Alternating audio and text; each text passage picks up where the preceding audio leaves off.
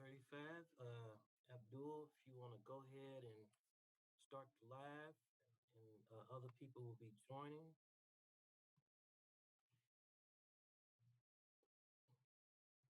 Okay. All right. Welcome, everyone, to the Advisory Council for Racial Equity. My name is Delquan Dorsey. I'm Community Engagement, Supply Diversity Coordinator, and DEP. And we are happy to have some guests with us today. Well, really one guest, and it's really not anyone new to the group. It's JCPS's own Dr. Florence Chang, and then of course, Dr. Vanessa McPhail, who we're fortunate enough to have with us pretty much every meeting. And they will get started. Dr. Chang, do you know everyone? Are you familiar with? Okay, let's go ahead and those of us who are in the room, if you could just introduce yourself and kind of your relation to the Advisory Council for Racial Equity. I can go ahead and start if that's all right, Delquan. Yes, please. Thank you. All right, my name is Kevin Gunn. I came on as a parent, soon to be former JCPS parent, because my son will be graduating next week. Hallelujah. I'm sorry. And I'm also a Youth Services Center Coordinator for Louisville Male High School and WEB Du Bois Academy, and no relation to Robert Gunn. Okay. All right. Mary, you want to go next? Sure. I'm Mary at Highland. All right. Thank you. Eva, would you like to introduce yourself? Yeah, absolutely. My name is Eva. I'm working at La Casita Center with the Latinx community and also member of the LEO, which is the Louisville Latinx Educational Outreach Project. So very happy to be here. And Mr. Johnson. Ben Johnson, Assistant Director of Parks and Recreation. All right. Okay, so Vanessa, excuse me, Dr. McPhail, do you or would you I guess I could give the hosting duties over to Dr. Chang. Does that work for you all? Sure. That's fine. That's fine with me. Vanessa, just let me know when you want me to advance with that. Okay. Okay. Let's see. I gotta do this thing here.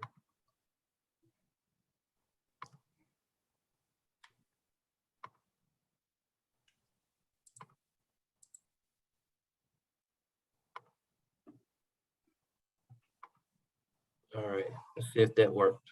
All right. All right. Can you all see the PowerPoint? Yeah. Yes. Okay. Yes. Okay. All right, Vanessa. All righty. Well, I will get started. Sorry, just trying to, I have a little timer to keep myself on track. So thank you all for attending this evening. Myself and Dr. Chang are going to talk to you about the REAP, also known, or it stands for the Racial Equity Analysis Protocol. Some of you have seen this presentation or maybe parts of it, but what I will say, the part that is new is where we will discuss at the end the dashboard. But I'm going to give you an overview of the REAP, talk about the purpose, the actual questions that are on the document, and give you some information regarding resources. And then Dr. Chang will talk to you about, I will say, the dashboard. Okay, ready, Florence? Okay, so let's start with what is the REAP. The REAP is an instrument to be used when school leadership is making decisions that impact our Black and Brown students.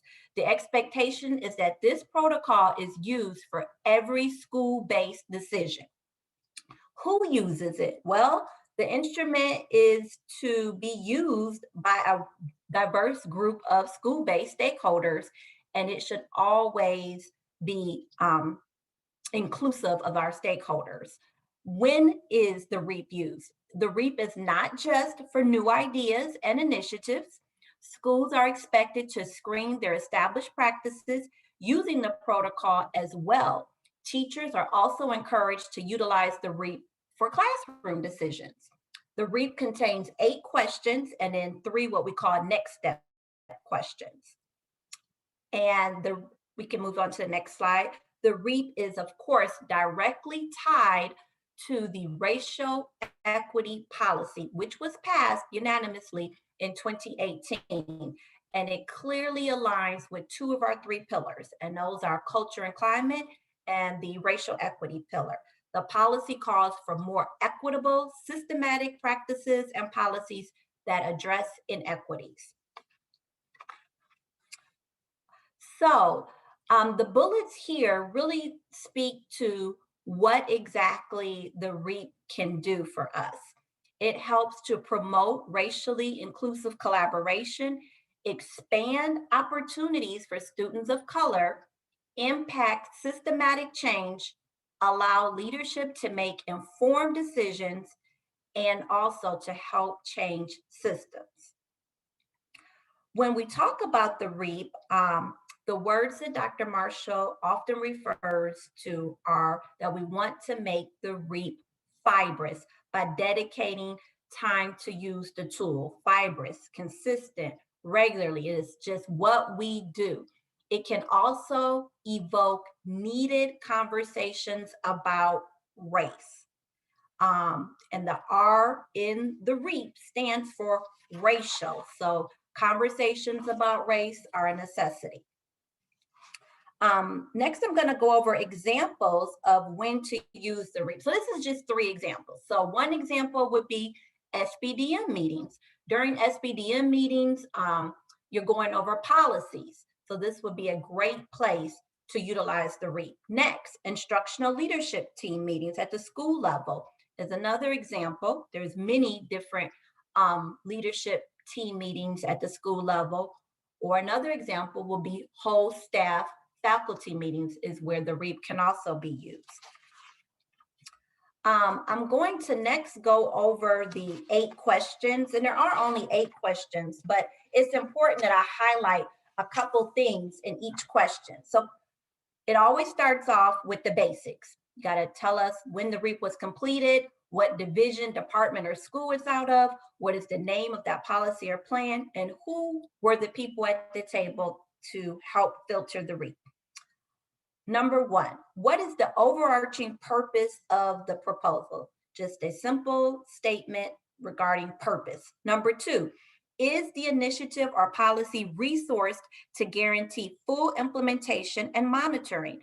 And often when we talk about resourced, we're talking about money, the financial resources, but it could also include staff or personnel as well when we talk about resourced.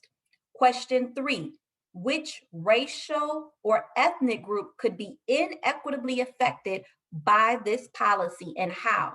So what I want to point out is that question number 3 is a 3-part question. It talks about which racial group could be inequitably affected and then how.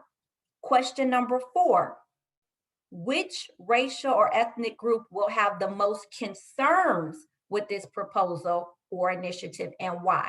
2-part question. And I just want to state that the group in question number 3 that has that could be inequitably affected may not be the same racial or ethnic group that has the most concerns. It could be the same or it could not be, but both 3 and 4 are 2-part questions. Question 5, what unintended consequences could result from the policy, racial inequities or otherwise? And the key word there is unintended consequences. Question 6, Have stakeholders, particularly those most impacted by the decision, been meaningfully informed or involved in the discussion of the proposal? How did the process go? What was the feedback? So that includes 3 questions, but most importantly, you're engaging stakeholders, and we need to know how that process went and what was the feedback. Question 7, what factors may be producing and perpetuating racial inequities associated with this issue? Does the policy or initiative deepen these inequities or improve them? So a 2-part question, and the factors can vary depending on the particular proposal in regards to what we're looking at. Question 8, who is the main driver for improving racial equity for this particular proposal? It could be the principal, it could be a department, it could be the division. It just depends. It could be an individual, it could be a department, it could be a team, but that needs to be identified and stated. The next step questions are, after using the REAP for the program or practice, should it move forward? That is a dichotomous question, yes or no. If the answer is yes, what changes will you make in moving forward that could be more inclusive? So it did pass, but there's some things that we need to keep in mind and to make it more inclusive. And lastly, what is the deadline on the changes before moving forward? So those are the 8 questions and the 3 next step questions that make up the REAP. The next thing I will talk about is when you filter the policy or practice through the REAP, some bullets to keep in mind.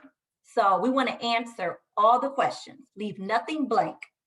Explicitly state the race and or ethnicity: Hispanic, American Indian, Alaskan, Native or Asian, Black, African American, Native Hawaiian, Pacific Islander, white.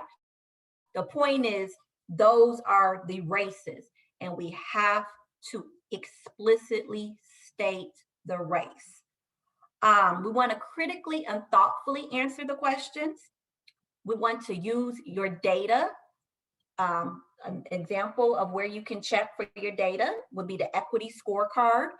To check for inequities, we have Infinite Campus, we have the behavior dashboard, we have attendance, we have the comprehensive school survey. We have a number of places where we can get the data, but these are the things to keep in mind when filtering a policy or practice through the REAP.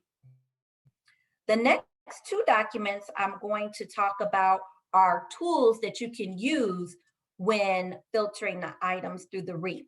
And this particular document was created by Dr. Chang's team.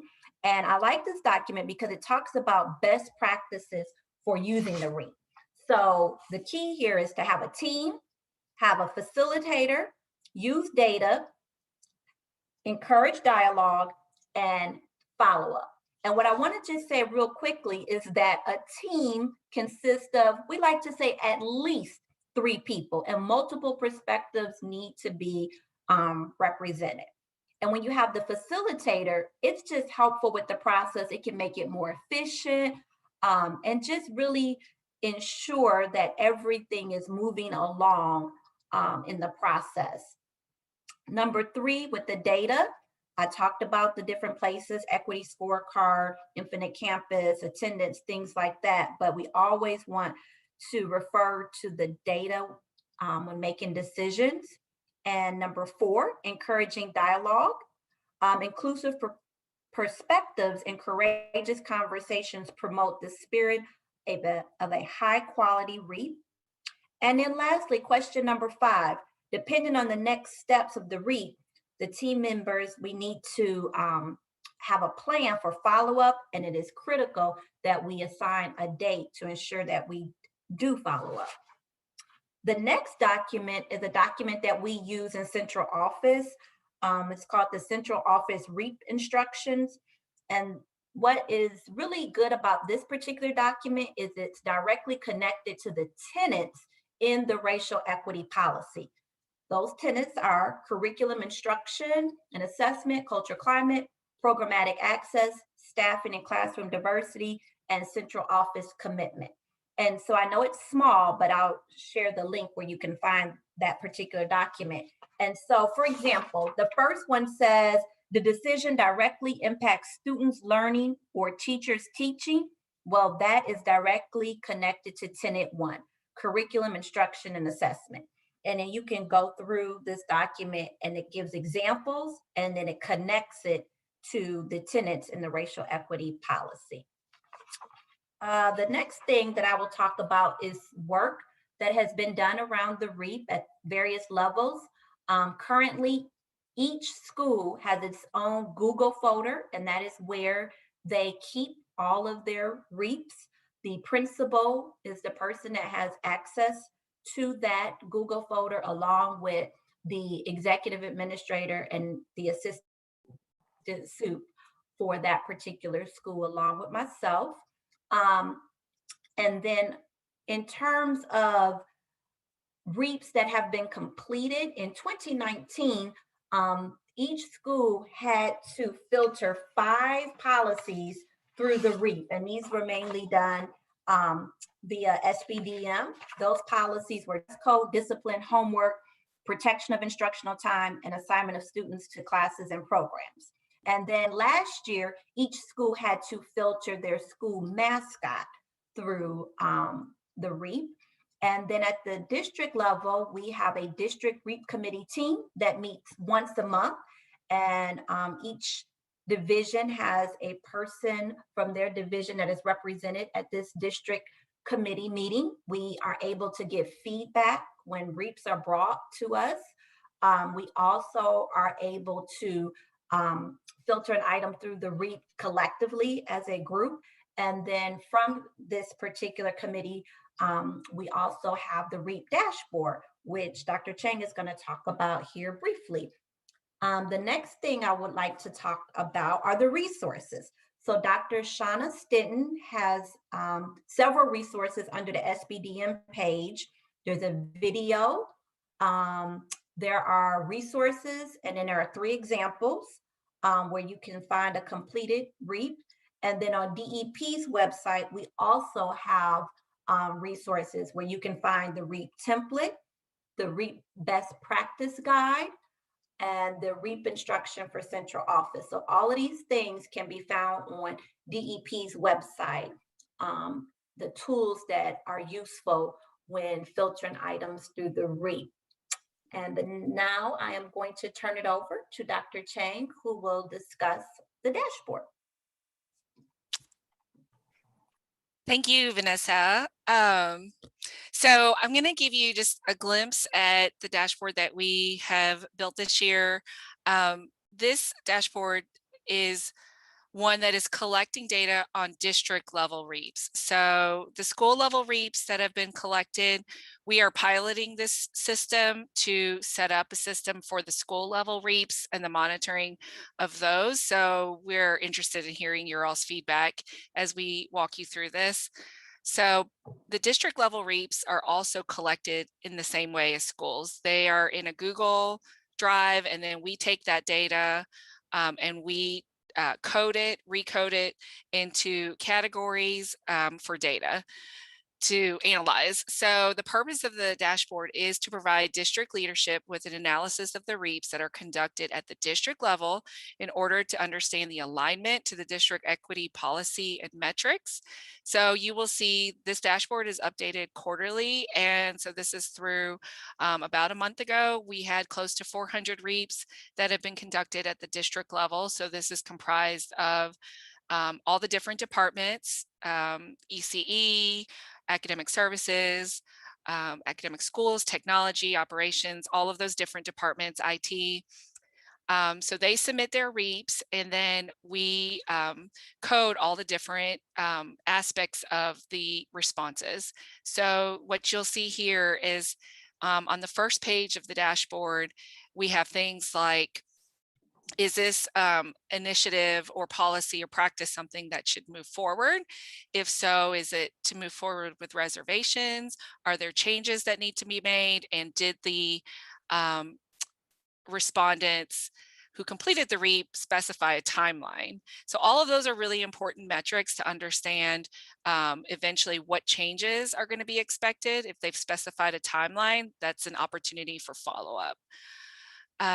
Then we can actually see the different departments. So we do have some individual schools that have submitted REAPs at the district level, and it has to do with some of our contracts and agreements that go to the board at the individual school level. Those do get submitted at the district level because of our specification that we have a requirement that MOAs and contracts get submitted to the board with the REAP completed. So those are the type of initiatives that actually are the majority of the REAPs. About 149 of the REAPs have been due to contracts and MOAs, but then we have some with programs, some with policies, some with practices, and some in grants. And so that's another example of the data. We also code for scope and coverage. So is it something that impacts the district? Is it something that is around one school, a group of schools, or a combination of something else? And then we also look at whether it's fully funded. So these are starting to align with the actual REAP form. So we look at the number of reviewers. Remember, one of the things that we consider best practice is to have a team of reviewers. So the majority of the REAPs, and I would say this is towards the beginning of the data collection, I think we've gotten better about this, were conducted with less than 3 reviewers, but that's why we track the data. So we can work on, okay, build your best practices in terms of including more people on the team to do reviews. Dr. Chang, Yeah, sure. can you change that to, I think, the slideshow view or something, so to be a little larger? Yeah. I kept it that way in case.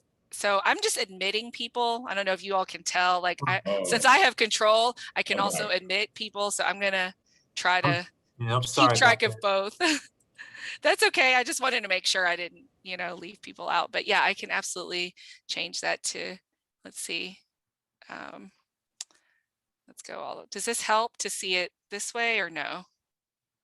Maybe what I can do is make it bigger so I can scroll and make this. Yeah, that'd be helpful. Is that helpful? Okay. So that's kind of page 1 of this dashboard. And then we can go to page 2. So all of these are like separate kinds of reports, all using the same data. But here's where our departments, the top part of the dashboard is the same as what you see before. Our different departments can actually click on, so IT can click on IT on this page and it will change everything on the page to be IT specific. So that's how we built it, is for department leads to be able to look at their REAPs and the alignment to the policy. But what you're seeing is a district view. So, so we code each REAP for its alignment to the tenets and the directives. And so you'll see here the majority of the REAPs have been related to curriculum, instruction. This is cut off, by the way, because these are screenshots. So if Dr. Marshall's okay with it, we can provide the dashboard to people to look at. At this point, it's been an internal dashboard for department heads. And then, okay, so that's the directive, alignment to the directives. And then we have alignment to the action steps that are outlined in the policy. So you'll see the majority is involving supporting instructional practices with, surprisingly not as many in terms of reducing disproportionality and discipline, as we know that's something that we talk about a lot at the district. So again, this is looking at how the REAP topics were aligned to the directives for us to focus and improve as we continue to do these. Then the last page is involving impact, because people always want to know what's the impact. This is right now potential impact is what we will call this. We're in a year that is kind of a data challenged year because of COVID, but what we did was we coded each REAP topic, and we looked at two things. We looked at the scope of how many schools it would cover. So remember, it could be a REAP might cover an initiative that is like a pilot for 3 schools, or it might be something district-wide, or it might be for a certain level, like middle schools. So the types of initiatives varied in how many kids they would impact. So that's number one, important to know. Number two is the logical connection between that REAP and the metrics that we've outlined in the policy in the racial equity plan. So we can conduct REAPs that may not have a direct impact on some of the metrics. So, so we looked at both those things, how many schools it covered, and then the logical connection. Obviously, if it's a reading curriculum, that would connect to proficiency. But if it's, say, like an art curriculum, that may connect with reading proficiency, but that would be a distant connection, right? So, so that's what we're looking at here. So most of our impact level is still at the low level. We do have some that go into the high level. Some are none because they were not anything related to any of these metrics.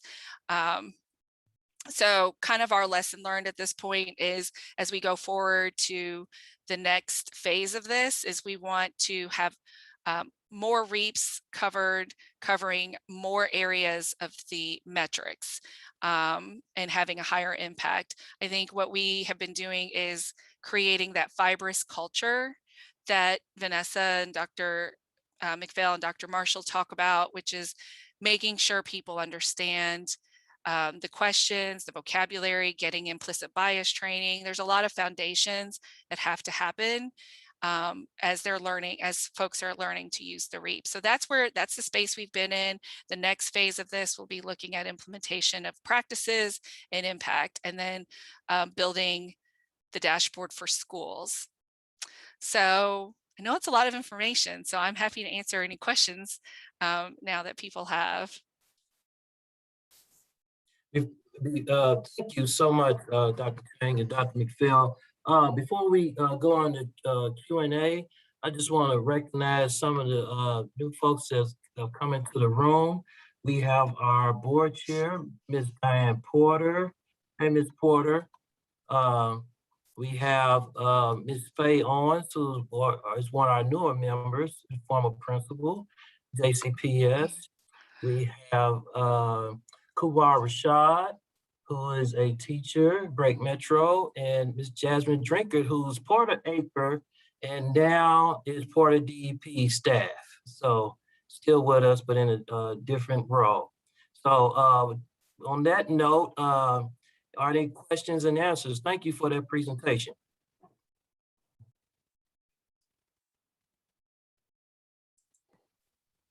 Is my audio on? Yes. On?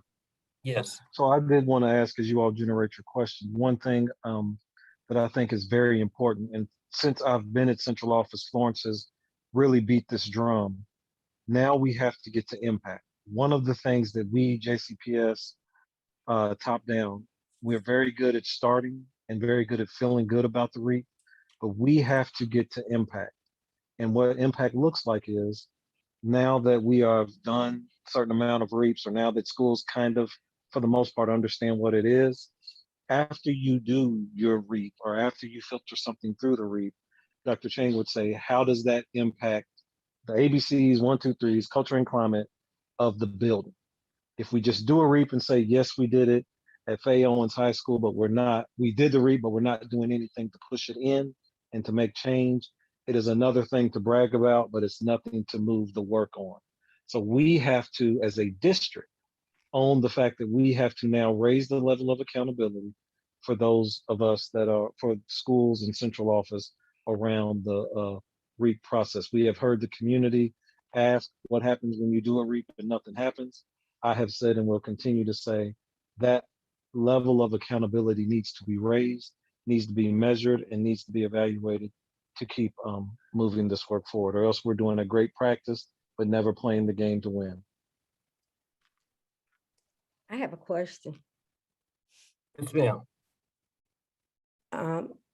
This is Faye Owens. I'm old school, okay? And I've heard presentations about REAP. This is about my second or third time. And I must be really frank with you. I really, I'm not understanding it completely. I'll be frank, part of me thinks that an ex-principal, retired principal, that some principals might see this as busy work. My concern is that, I guess it's the impact. How does this improve achievement? I see that there's a lot of work involved, but it doesn't tell me that it's improving achievement because we have too many schools that's not achieving. So the accountability, I mean, it's laid out really great. You did a great presentation, but I'm not convinced it's gonna improve achievement. You have to convince me on that. You want me to, let me start. I'm not convinced it'll improve achievement either, because historically we do things up front and then don't move it forward. So in that vein, I agree. The second part, if we filter things through racial equity and realize that it mistreats, marginalizes, and mutes Black students, and then we don't do that, that is how you improve achievement. So and kind of like I just said, it's very binary. If we do not really raise the level of accountability, if we are not sanctioned to hold principals, chiefs, myself, teachers accountable for the REAP, it won't raise accountability. But if we raise the level of accountability, and if we understand that some of our practices are mistreating Black students, and if we have the moxie to actually do something about it, we will raise achievement. So agree and disagree at the same time. And I think that's your point. It's laid out well. It sounds good. But after we say that this policy on X, Y, and Z is damning or damaging for students of color, and we don't change anything, then that is, again, an issue in which done well, but not done to fully. Florence, would you agree? Did I miss anything? Or Dr. Chang, would you agree? Did I miss anything? Or even Ms. Porter or Chief Brown? Well, I'm concerned that I hear the accountability at central office, the paper accountability. I guess I want to know about the real physical accountability. They turn it all in, you all check it. Does anybody ever go to the school to see that it's really happening? Yes. I was going to add too. Yeah, Dr. McPhail or Dr. Cheney, if you all could just talk, kind of extract some anecdotal or stories that we've heard, especially from the REAP committee, of how it is having a real tangible impact, even with achievement. We think, yes, none of the tools that we currently use through the racial equity policy are silver bullets alone. They work in concert together because the barriers are sophisticated that way as well. But could you give some examples of how this has some things that have changed at the school level as far as achievement or impacting students as a result of the REAP practice, please? Thank you. So I can jump in a little bit. I will agree that the REAP itself is not going to change achievement. It's one piece of a larger, complex puzzle, as Delquan said. So it's part of many different initiatives. So we've got, just as important happening is implicit bias training that is going on with staff to kind of create that awareness of if bias is the first step in creating knowledge and attitudes, behavior changes. The REAP is a tool to add to that awareness. So before you make decisions, be thinking and be cognizant and have conversations with people that are being impacted by your decisions. So an example of this that I will point out is something like the SAVIS curriculum that was reviewed this year. So Savvis is a product that we bought during NTI. During the review, we realized the social studies curriculum was not inclusive. It was not doing what the things that we wanted to do. So a supplemental curriculum had to be sought out to address that inclusive pedagogy that we want to see, the multicultural perspectives that we want to see in social studies. So that's an example of a district level impact of something like the REAP. In terms of achievement, we have a plan that we're working out with Chief Moore to look at the impact on students. And I don't know, Vanessa, you want to speak to that, but it really follows the logical sequence that we need to see in terms of, before we jump to achievement, we need to see changes in culture. We need to see changes in belonging and safety, psychological safety for kids to feel that trust with adults. We want to see that. Then we want to see the changes in the pedagogy, the observations of practice, and then we will get to impact of student achievement. But achievement is more complex than what the REAP itself can do. And so we have other, this fits into other things that we're doing around benchmarking our progress with other tools, benchmarking tools, and doing kind of root cause analysis in other ways that the superintendent has processes in place with achievement. So I think it's very complex, and this is one piece of it. So I agree with Daquan. This is only one piece of a much larger, it can definitely contribute significantly, but it itself is not going to be solving the achievement gap. And Florence, could you, Jump in there, Daquan, real quick. yeah, could you send me the hosting duties again? I'm sorry. Yes, I'm so sorry. Yes. Oh, that's all right. Let me I see. thought I could get them. Okay. Yeah, let me make host. Yeah. Okay. Got it. Sorry Yeah. about that. No, you're good. Thank you. Go ahead, Kumar.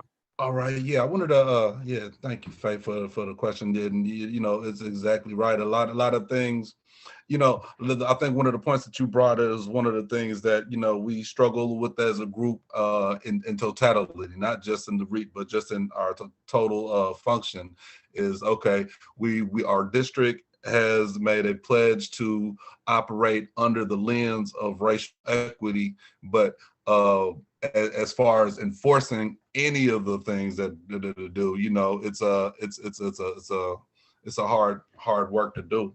But I do know that I feel that it has been such a positive addition to JCPS is this REAP program for schools that follow it and that you know, that use it. Just today, well, not even just today, let me backtrack. When we were doing our back to a school plan as a group, we used the REAP on every single piece of our back to school plan, made a lot of changes because of that. Just today, we based off of that, we created a like a mini version of this group right here, a mini acre, if you will, for our school. And today we met for the first time, and we reviewed a few policies in our school. One was a dress code, and I know that our principal was heading in one direction as far as our dress code until we ran the REAP and was like, nah, hold up, we've got to go left a little bit because some of these policies are going to be adversely affecting our students, even with dress code. You know, and just different policies. So, and I know that even around a lot of people, when we, I noticed that when I have a social justice concern with anything in the district, the first thing that comes out of my mouth is, has it run through the REAP? I always want a policy to run through the REAP. Even if they don't act on it, I want to see a copy of that REAP. Most time we will, because that REAP does expose some things, and you just can't sit there and glaringly ignore that you are really marginalizing a group of people and just throw that piece of paper away. That's just hard for me to imagine doing for myself. Maybe some other people can, but I think it's just a powerful thing when actually we use it. But to your point, yeah, it's got to be enforced across the board. Absolutely. Thank you, Kumar. Can I add something, Delquan? Okay. Yeah, I was just going to share that it definitely can help student achievement. You know, in my previous role as a school counselor, we use the REAP a lot. One example is definitely with dress code, but I found the most profound um, use for it was with our scheduling booklet.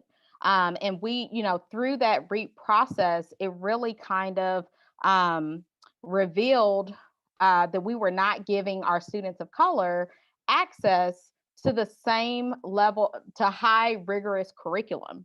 And if there's not access to high rigorous curriculum, then students aren't prepared for tests. And if students aren't prepared for tests, then students aren't going to do well on tests. So I do think that there is an opportunity for the REAP to definitely impact student achievement. It just depends on, you know, what the topic is that's actually being unpacked with the REAP. Thank you. Are there any questions for Dr. Chang and Dr. McPhail? Appreciate those testimonials. Any questions about what you heard in the presentation about the REAP and where in the direction we're going? Actually, I do, and I'm sorry, I should know this. Drs. Chang and McPhail, is this going to be outward facing, and can this be by school? Can Ms. Porter say or filter for all of D1 schools? Or could she filter for all middle schools? Is this filterable, if you will? Yeah, when we get to the school level dashboard, so the school level dashboard will look different than the district one. And we're co-designing that with our assistant superintendents and Chief Moore. So we can definitely add that into, that was one of our plans, was to make it filterable by board member district, by zone and level, and by the tenants. So there's going to be different ways to filter it. So my anticipation is yes, and we want to launch that for the next school year. So my question is a bit broader. I'm sort of a trust but verify kind of guy. So at what point are we allowed to see the REAPs, or just as this committee, can we have additional access to a random review or whatever? My issue, well, my question has always been, and part of it was answered early in the initial presentation where it said that it was policies and then all of the mascots were in 2020, but I'm always interested to see what is actually being run through the REAP. So, you know, just want to know what's our ability to access that information on any kind of level. Ben, thank you for that. And Vanessa and I were like having a side conversation. Chief Brown, is that tenable, doable, or not doable? It is, yes. Thank you. Yes, so maybe we can talk about that. I can talk about that with Delquan in terms of maybe periodically bringing some to the group for them to see. Is that what you would like to see, Ben? Is it like I don't want to say a review, but kind of a collection of random schools? Would you like to be able to see them? Yeah, just again, I'm willing to do it in whatever way is, you know, not making extra work for folk. If I need to sign a non-disclosure or confidentiality, I have no problem with that. If there's a process where people are already reviewing them and I can be a part of that, not to be in the official review committee, but because they're already there, you know what I'm saying, as opposed to having to pull extra. So again, I'll let you all work out what way makes the most sense. Bottom line for me is I just want to see them to get an idea, you know, almost like a random audit kind of thing. What's being run through, how are they being handled? You know, we're hearing about some results and some things, but I expect that from the people that I'm looking at, because that's why you're on the committee. You're going to do that, but there are thousands of other employees out there. I just would like to see how they are responding and how this is actually being used and implemented. I have a question. For the REAP members at a school, is it a requirement that the committee be diverse?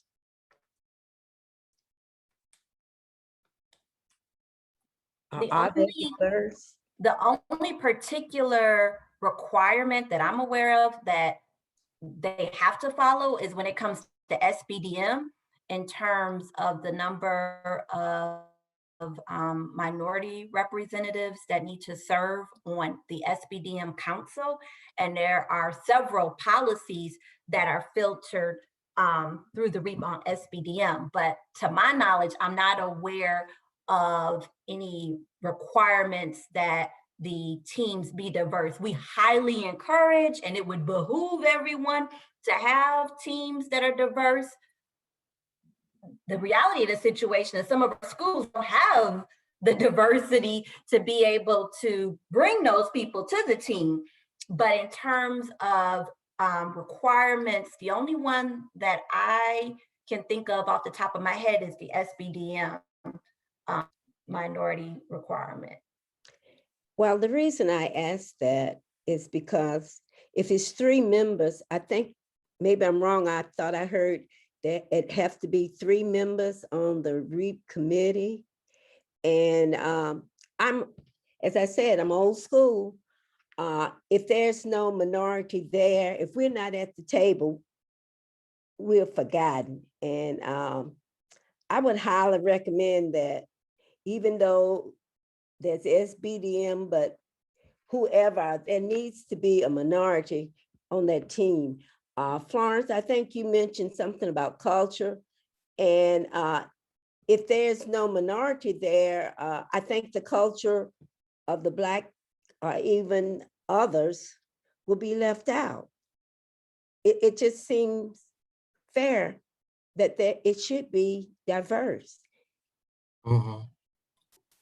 Yeah. I would highly recommend it. I mean, and I agree with Ben. I would like to see an example, not that to approve it, but for me to understand, I would like to see the beginning to the end, like whatever the initiative is, the policy, the results, did it help? And also, did they have a minority on that team? All right. That's a great point, Ms. Owens. I think that you make. Actually, I think one of the reasons why the REAP was such a need in birth is because we know that we struggle as far as JCPS's workforce being diverse.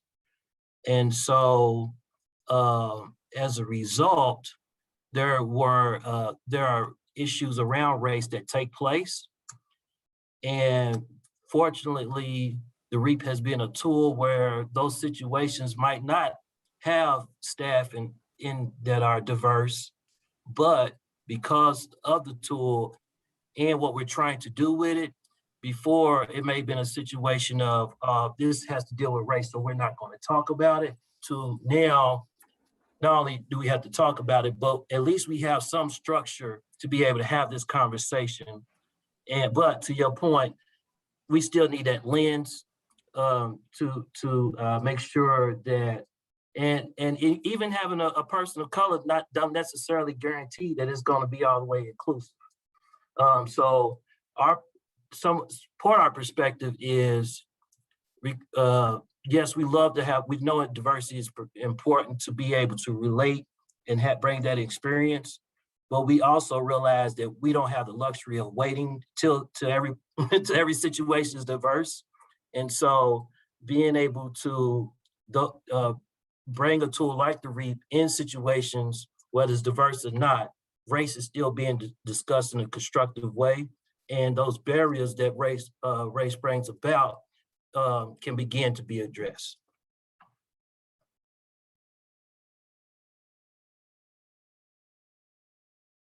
I rest my case. Don't yet. Any other questions? I just think it just, I think REAP is a great whatever Right. process, but we're talking about racial equity. Uh-huh. And to me, that's the first thing that needs to be thought about when you, and I don't know how these teams are made up. Are they elected or nominated, or the principal just named people? My whole thing is equity. Right. If we're talking about equity, we need to be at the table. That's all I'm saying. Yes, ma'am. Thank you. Any other questions? Well, I just want to say thank you, Dr. Chang and Dr. McPhail for your work. Thanks especially Dr. McPhail for leading the REAP committee. I've been a part of the committee since the beginning, and even watching this, looking at this presentation, I've learned some things new that I didn't notice. I was so excited to see the intentionality around how REAPs are connected to the tenets of the racial equity policy and plans. That's something that I've been really pushing for, and I appreciate you all's leadership in making it happen in a tangible way.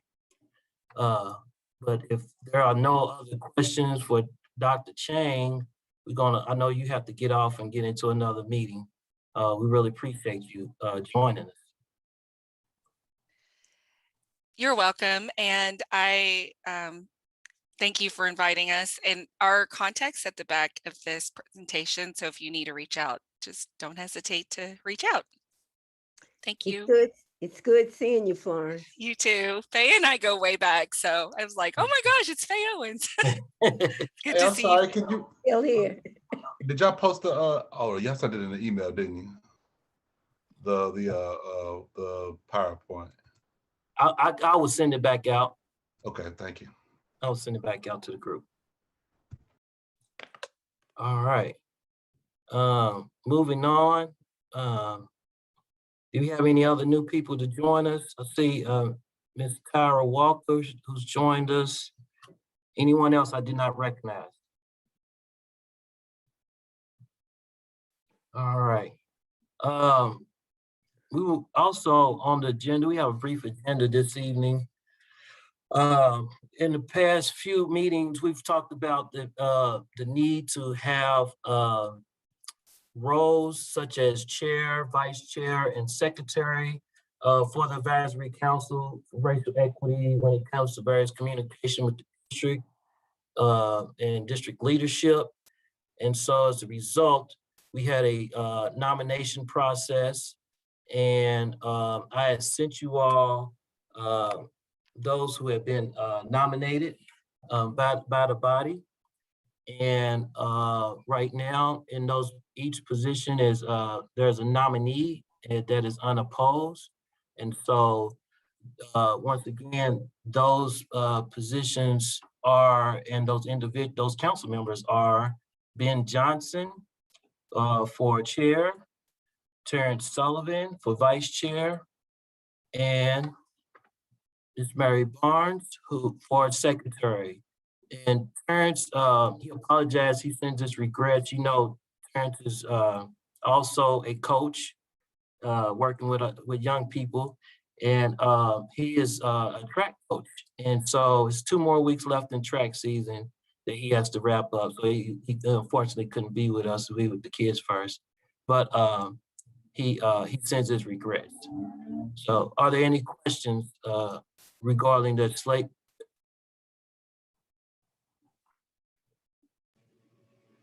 All right. And so on that note, we want to go ahead and Hey, Ben, I need to hear your campaign speech. No. Actually, I got on, I unmuted so I can tell folks we can take some nominations from the floor. I'm gonna have to mute your mic, Ben. All right. I'm still waiting for Ben to like cook for the team. It's a no-go if Ben ain't gonna bring some food in one time when we can get back face to face. When we do something live for real, I'll bring a snack. All right. But on that note, but for all those who are in favor of those who have been nominated to serve in the role of chair, vice chair, and secretary for the Advisory Council for Racial Equity, all those in favor, could you please say aye? Aye. Aye. Aye. All those opposed? The ayes have it. So congratulations to Mr. Ben Johnson, Terrence Sullivan, and Ms. Mary Barnes. We really appreciate you all stepping up. I know it wasn't an easy decision because you all are very busy, and even being part of Acres Sacrifice, but we all are committed to supporting. Yes, you identified as roles, but we all are leaders. All of the council members are leaders, and we work together. And there's no big I's and little U's. It's all a team. This is just for the purposes of communication with district leadership. All right. Okay. On that note, are there any other topic discussions? I want to the reason why we had the presentation for the REAP and the dashboard. I wanted to create an opportunity for to kind of level set. As you all know, month of May, we're wrapping up the school year, we're going into summer. And so things sometimes tend to taper down a little bit, but we know that we're coming out of NTI and going into the school year. And so I asked Dr. Chang and Dr. McPhail to come and make that presentation so that we can have recalibrate our view on the racial equity policies and plans going forward. And wanted to create this opportunity to give some time on some of the topics that you as council members are some of the areas that you are interested in, so that we can identify those who are in leadership in those areas to possibly come before the council and present on what they're doing as far as racial equity. So do anyone have any ideas or topics or things that they would like to see or hear about as far as JCPS racial equity? Yeah, actually I had a meeting yesterday with actually an online meeting with members of 100 Black men. And they just wanted me to bring a couple of things to the table. Most of these I'm actually just going to put it in the email. I'm just going to summarize the main things that people were talking about. One was the 100 Black men were concerned about our internal investigation units and how some of our internal investigations seem to favor administration more than teachers or teachers of color in one aspect. And the second thing that they really wanted us to address is, we already have a policy of compliance and investigation when employees and teachers feel harassed by other employees, but there's been a lot of talk about, from employee to employee harassment or for racial insensitivity issues. And if there are things that we can do that aren't so punitive, like maybe a compliance and investigation, and try to enact some type of restorative justice between members. And like I said, a couple more things that I'll just end up putting in the email, but those are the two main things. Okay. Yeah, thanks for that, for going to that yesterday evening. That's another example of council members playing a role in our community. I found out about it short notice. I couldn't make, and found out that Kumar was going. I said, fine. I said Kumar will bring the information back to the group, just like he did. I appreciate it, sir. Right. And I do want to be, we have Chief Brown. I don't know if he's compelled or can speak to that, as well as Jasmine Kumar. As you know, Jasmine is going to be commandeering and working on the racial hotline, which actually speaks directly to what you're talking about, Kumar. All but right. I don't know, Chief Brown, if you are compelled or can speak to anything Mr. Rashad just said. No, I think those are all good points. This coincides with us, as you all know, Dr. Hampton retired, and so we're in the process of hiring a new CNI director, and that person should be, we're getting ready to do interviews. We should have that person named before, definitely before July 1st. So I would suggest that once that person gets on the ground and, gets a little bit of time under them, that we have that person come to this body to hear those concerns and or those ideas as well. We're hemmed in a little bit about what CNI does just because we're under certain rules and regulations under Title IX and different things of what we have to do and certain things we can't do in an investigation. But I don't think we should rule out anything, particularly if you're talking about more progressive approaches that CNI could help facilitate. And if it's not CNI, it may be another part of the district, but I'm certainly open to that. So Delquan, if you want to flag that for maybe to bring that person in our first meeting of the next school year. I don't know when that is. It will be in, our next meeting is July 15th, so it will be in September. That'd be good. Yeah. Okay. And I wrote that down so I can go ahead and have those conversations before then as well. Okay. Thank you, Mr. Brown. Delquan, I can provide an update on the racism hotline if we have time. Yes. Okay. All right. Yeah. So the racism hotline will be live starting in July. I don't know how familiar you guys are with the bully button on the JCPS website. There's a red stop sign that has a B in the center of it, and it's been known as the bully button, but that is where people can go and currently report acts of discrimination, fraud, anything of that sort. So what's going to be different starting in July is there's going to be another identifier, and the identifier is going to be titled racial intolerance. So as far as identifiers, there's bullying is an identifier, harassment is an identifier, discrimination is an identifier, but now racial intolerance is going to be a specific identifier that's going to be housed on there. And then within that, as people fill out that form, they will be able to specify what act of racism they have experienced. So whether it is derogatory terms or inappropriate touching, which could be the touching of hair or things like that.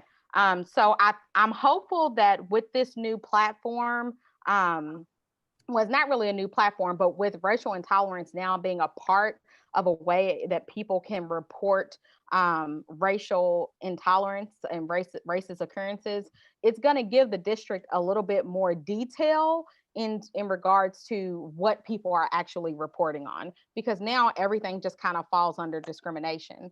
And as far as my role, I will be assigned as the case manager. So when someone makes a report, then that will come across my desk.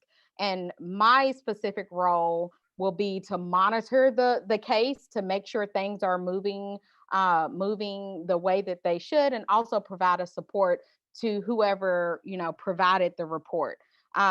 I do know that sometimes, depending on what's stated in the report, it may go to compliance and investigations, but I was also told it may go to security. So it just really depends on the nature of what is being reported.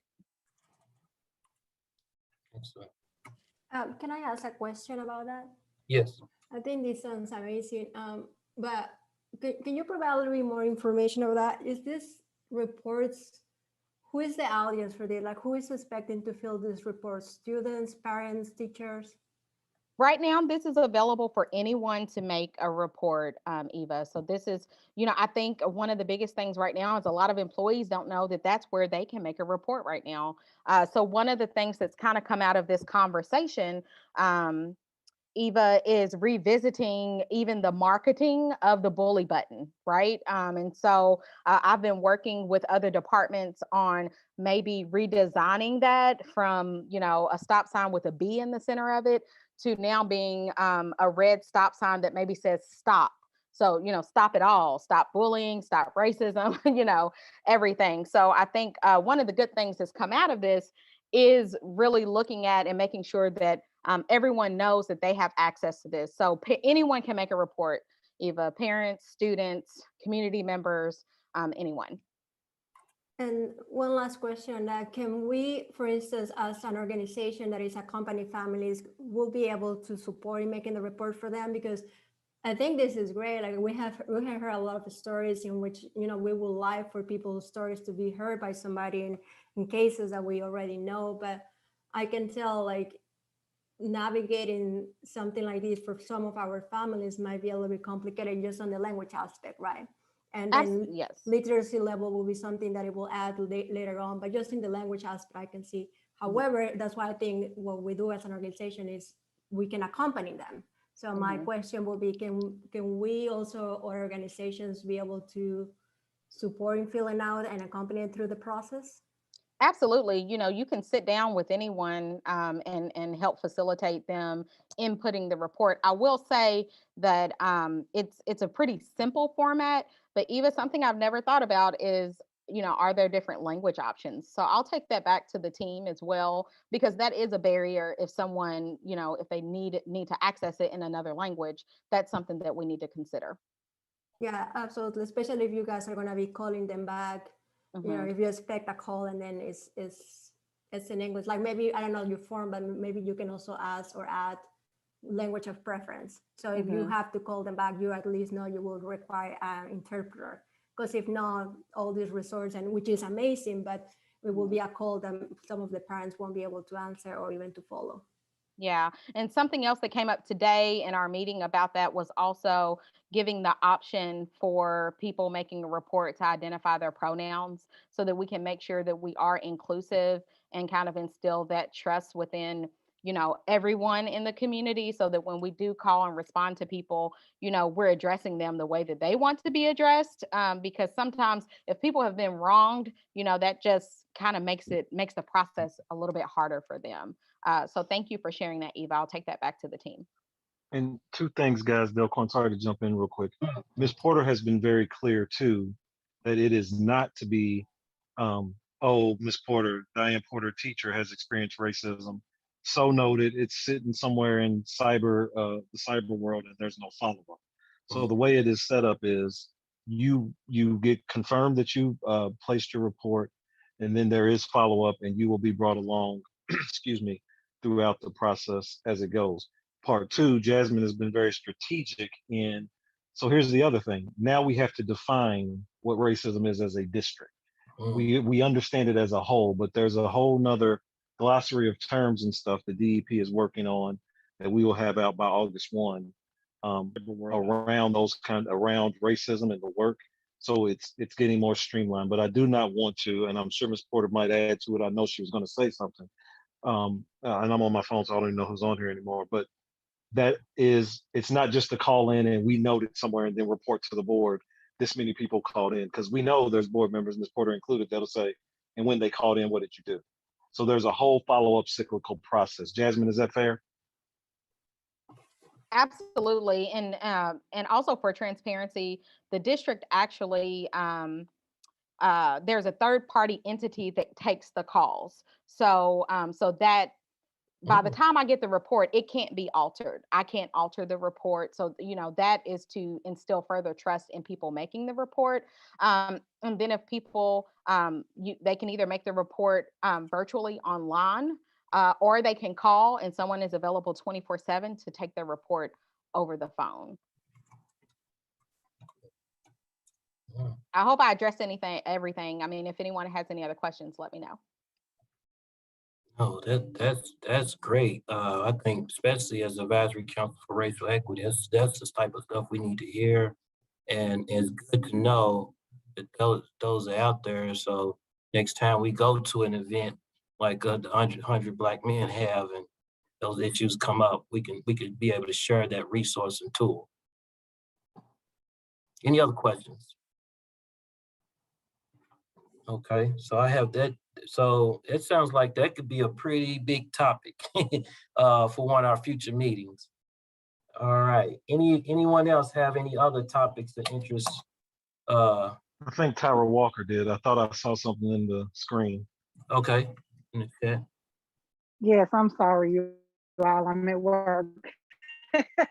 But I was going to say there is a bill. I know you all, I'm pretty sure you're all aware of the critical racial theory bill that they passed in Tennessee, where teachers can no longer talk or teach about race, racial issues, racism, whatever. We will have a bill coming this session, which is a critical racial theory. I do want to let you know that the Kentucky Alliance is ready to hit the ground running. We are going to be canvassing, educating our communities. We're trying to hit the West End, the South End, the East End. We want them to know what's going on. So when they go back into session, we're being proactive and not reactive and hearing about these bills as they're coming through. We know for certain that there is going to be a bill, a CRT, that critical racial theory bill, that will be in session next year. So we need all hands on deck, whoever wants to come out and help create something so that we can stop this bill, because we can do it. I would add that Abby Piper, who's the district's legislative liaison, is already on top of this, and she's already had some conversations with Dr. Marshall, myself, and Chief of Staff Dennis, as well as Dr. Polio, monitoring that that's going on in other parts. And you're exactly right; it's headed this way, and just want everybody to know that Abby's also monitoring that and is trying to also put feelers out for allies out there that we can join forces with to try to fight this. Thank you, because we are going to need, like I said, when they go into session, they try to present that bill. We're going to make sure we're down there in Frankfurt. If it's out on the line or inside the Capitol, we're going to be down there letting them know we're watching them, and we don't want this bill. Thanks for the information. You're welcome. A part of that I would add is going to be an educational piece. I think there's a lot that goes on social media, and people don't understand whether it's critical race theory or other things, and they think they know what's in our curriculum and they don't. And so there's going to be an educational piece to that as well that we're going to have to push. Thank you. Let's walk and Chief Brown on that note. Anyone else? So this is y'all know if Miss Porter is on here, and again I'm on my phone, we got to just hear her voice. Okay. She's on here, but Mary has started talking when you came in, and I'm sorry. And when we get, a matter of fact, we would like to wrap up with Miss Porter. It's always a nice way to transition. So we're gonna, if she will bless us, we would appreciate it. But go ahead, Miss Barnes. I was just going to bring up something that sort of came to my attention. One of the faculty members at my school was on a committee that was looking at ELA materials for middle schools and sort of analyzing them through like an equity lens. And she said that work was done with like a super white committee. And so I think that's problematic. And I don't know like if that organization or if that group will meet again, but I think that I would like to see us work towards having like greater diversity or representation on those committees when we're looking at curriculum specifically for whether it is equitable or not. And that's one of the points Ms. Owens was making. What could anyone that ELA group, was that appointed? Was that staff? What is that? How? Let me kind of, and thank you for bringing that up, Mary. Sorry to jump in. No, thanks, John. No, that is absolutely correct, that there is a staffing concern and a hegemonic, very Europeanized curriculum designers, some very well intended. However, in response to that, Mary, and Kumar was a part of it, Black Experience Teacher Institute, Tyra was a part of that. We have Team of Teachers for Equity, and we are addressing in teaching and learning, because this is Dr. Coleman's shop, we're addressing in teaching and learning to what, and that's kind of what Chief Brown's talking about. There's a whole education curriculum solidarity thing that we need to get to too. But Betty, which Kumar and Tyra have been a part of, team of Teachers for Equity, and then of course my team doing some work, is kind of our, I won't say rebuttal, but kind of a way to fortify and kind of fix the holes that are in our curriculum at all different levels and subjects. But Mary, your candor is very on point, and that's starting to become a swell of concern for teachers that are really zeroing in on equity in the classroom. Because to Ms. Owens' point, that is where we should be, and that should be our focus. If we're going to fix achievement, we first of all, one of the things we have to do is fix curriculum, which is hegemonic, whitened, and inaccurate. And real quick, Kumar or Tyra, if you want to speak to the Betty experience, I'll be quiet. But I did want to tell you, Miss Mary, that is absolutely becoming a swell interest and, quite frankly, contention amongst the ranks. Kumar, would you agree? Just the curriculum in and of itself. Absolutely. And just to real briefly follow up, yeah, the Betty experience is a really good experience. It's allowing us as teachers to really come up with that curriculum that addresses our students in a way, because everybody wants that curriculum. Everyone wants to know how, there's not a lot of resources out there. So us being able to internally create some things and start that whole process is just as important as the other things that we're doing as leading the country, like having this group and just really creating our curriculum.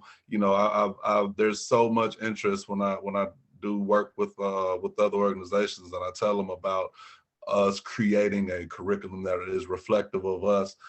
And I still have to fine tune a whole lot of the work that I was doing on mine, because it's not going to happen just quickly. But I have so many people that are saying, hey, when you all go ahead and fine tune that, please send that out here. So we really, setting the stage for a lot of cities and districts going to follow this. And we're going to be sharing a whole lot, as we've already been sharing a whole lot of the things that we've been doing. So I'm real pleased with the Betty Institute. We just got to do more of it. I think, get more people involved, so we more and more curriculum. I guess my only complaint is we need more. How about that?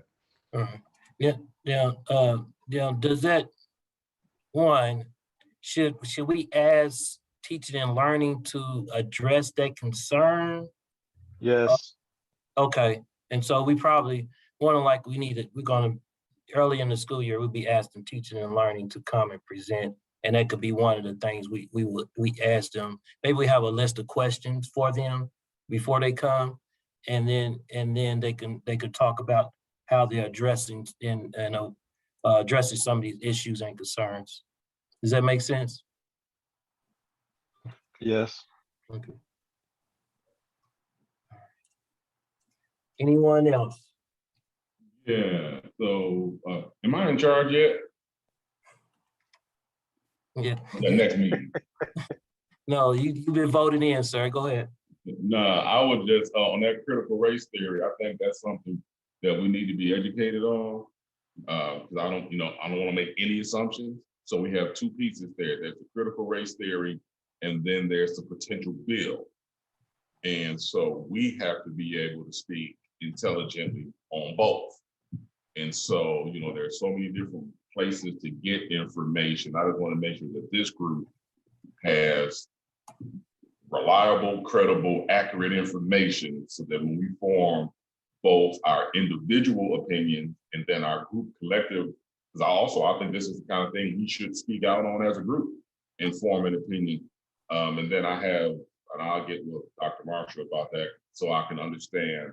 Obviously, there are some JCPS employees, on this group. So I want to figure out, make sure we navigate that properly.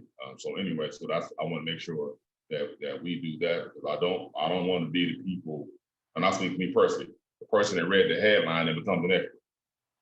And totally off base, because a lot of people are going to hear that and they think anything pro-Black or not white is anti-white.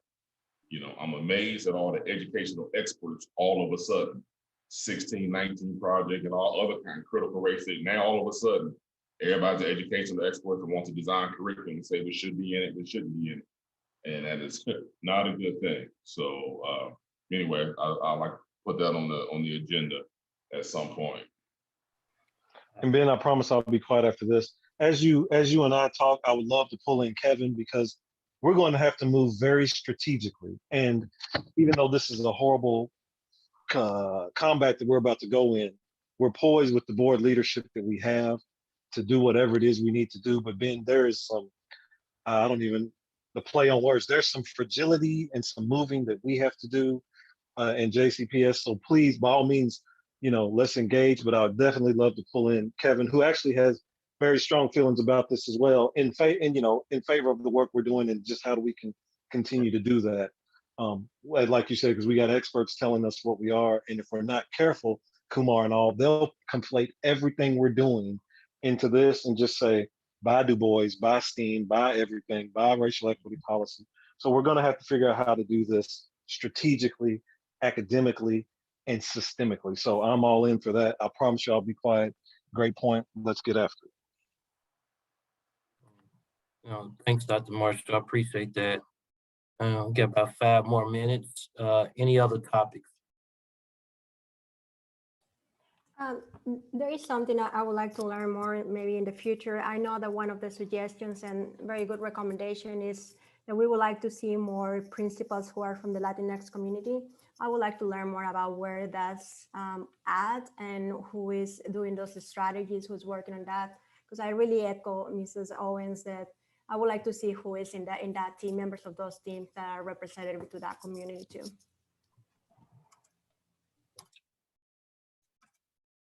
Yes, that was one of the, I think that was one of the recommendations that Dr. Marshall presented to the board. Well, it was included in the recommendations from the advisory council as a concern. And part of it came from Dr. Polio when he came and met with us. He brought that up as well. Thank you. Anyone else before I hand it off to Madam Chair? All right, Ms. Porter. Thank you, Delquan. I came to listen and learn tonight, and I have heard a lot. I've listened a lot, and I have learned some things that we are going to be working on. It's encouraging and hopeful. What we do is never easy, and I am very excited about this committee that will be moving things forward. I'm not here speaking for the board, except this board member is here just to listen and learn. So I'm not leaving anything with you, except this is a learning process for me. We are going to have potentially some struggles, whether it's up the road or whether it's across the street. So we need to be prepared. Thank you to everyone that's on this committee for the work that you're doing. Thank you, Delquan. Thank you to the new chair, Mr. Johnson. Thank you, Dr. Marshall. And thank you, Kevin Brown. But everyone on this committee has used your voice, and your voice matters. So thank you so much. But I'm here to learn more, and that's why I'm signing into the cause. But thank you for your extra time today. And again, be not discouraged, because there's work to do. So thank you. All right, thank you, Ms. Porter. As eloquent as always. And thank you for just showing up and connecting with Advisory Council. I know they appreciate your attendance. So on that note, if all hearts and minds are settled, 6:58, a couple minutes to spare. I just want to say thank you all. Congratulations to our new council members in their roles, and congratulations to all the staff, parents, mentors, and everyone else who just survived the biggest pandemic in our generation and getting through the school year. I don't think we recognize and celebrate that enough. The fact that we're still here, we're still working, and we're still focused on this is truly a blessing, and I'm grateful for you all and your commitment. And every time I'm with you all, I'm re-energized and refocused. And you all definitely, when times get challenging, I think about you all and you all's passion, and it gives me the energy to keep moving on. So I appreciate you. All right. Have a good evening, everyone. Thank you. Take care. Thank you. Thank you. Be safe. All right.